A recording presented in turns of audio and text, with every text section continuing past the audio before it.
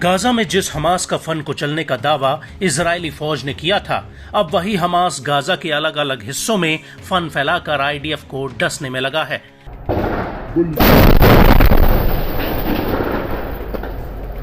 एक तरफ जहां हिजबुल्ला इजराइल के ऊपर भीषण रॉकेट और ड्रोन हमले कर रहा है, वहीं दूसरी तरफ गाजा आईडीएफ के लिए मौत का जाल बन गया है। ये बात हम नहीं कह रहे, बल्कि गाजा से आने वाले ये वीडियोस इस बात की तस्दीक कर रहे हैं। जी हां, हम बात कर रहे हैं गाजा के जबालिया में आईडीएफ के ऊपर हुए अटैक की, जिसमें इजरायली सेना को अभी तक का सबसे बड़ा झटका लगा है। इससे पहले कि हम आपको बताएं कि आईडीएफ को गाजा में क्या नुकसान हुआ है, उससे पहले आपको अल कासिम ब्रिगेड का ये वीडियो दिखाते हैं। ये वीडियो गाजा के जबालिया का है, जिसमें अल कासिम ब्रिगेड का एक लड़ाका एक रॉकेट नुमा विस्फोटक पर कुछ लिखता हुआ दिखता है। इसके बाद हमास के दो लड़ाके इस विस्फोटक को बाहर रास्ते में मलबे के नीचे दबा देते हैं।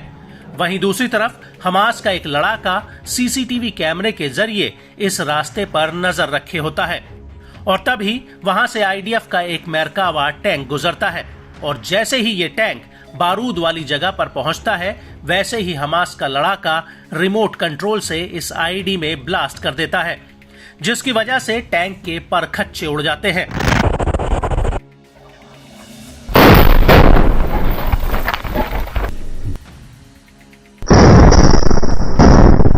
दरअसल इस धमाके में आईडीएफ की 401वीं आर्मर्ड ब्रिगेड के कमांडर कर्नल एहसान दक्सा और एक बटालियन कमांडर की मौत हो जाती है। उनके साथ कुछ और अधिकारी भी इस टैंक में मौजूद होते हैं।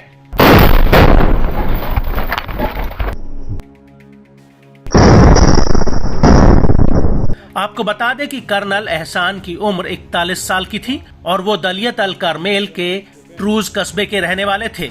बड़ी बात यह है कि कर्नल एहसान आईडीएफ के सबसे सीनियर कमांडर्स में से एक थे, जिनकी गाजा की लड़ाई में जान चली गई है। वहीं 7 अक्टूबर 2023 को हमास ने आईडीएफ के 4 कर्नल्स को मार गिराया था, और अब ये संख्या 6 पर पहुंच चुकी है।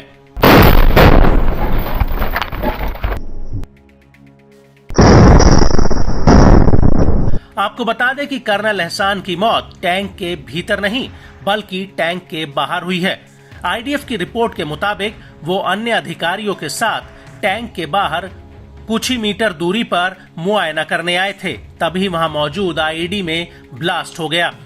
आईडीएफ के मुताबिक जहां पर यह ब्लास्ट हुआ, वहां पर बूबी ट्रैप लगा था, जिसमें कमांडर एहसान दक्सा की मौके पर ही मौत हो गई, जबकि 52वीं बटालियन के कमांडर और 2 अधिकारी गंभीर रूप से घायल हुए हैं।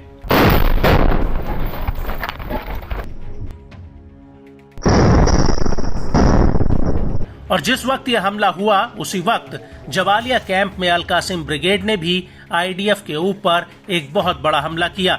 अल कासिम ने इसका एक वीडियो भी रिलीज किया है, जिसमें दिख रहा है कि दूर एक बिल्डिंग में आईडीएफ के जवानों ने पोजीशन ले रखी है। तभी अल कासिम के लड़ाके उस बिल्डिंग पर रॉकेट लॉन्चर से हमला कर देते हैं, जिसमें जोरदार ब्लास्ट होता है।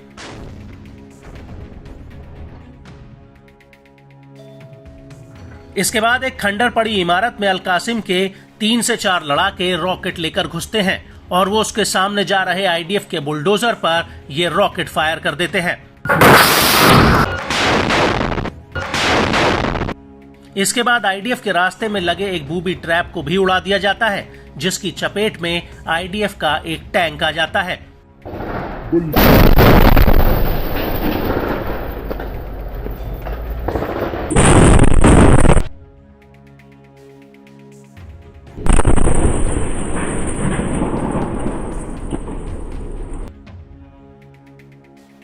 और इसके बाद हमास का एक लड़ाका मलबे के बीचों बीच खड़े एक टैंक पर रॉकेट फायर कर देता है।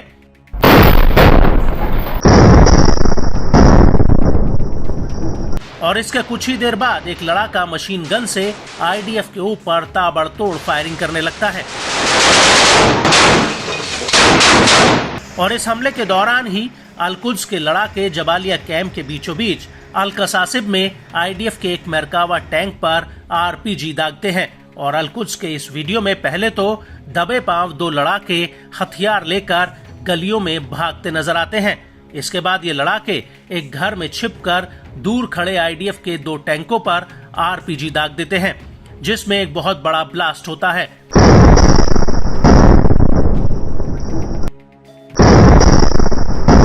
इसके बाद वहां पर आईडीएफ के 2 सैनिक भागते हुए नजर आते हैं। हालांकि इस हमले में आईडीएफ को कितना नुकसान हुआ, इस बात की पुष्टि नहीं हुई है।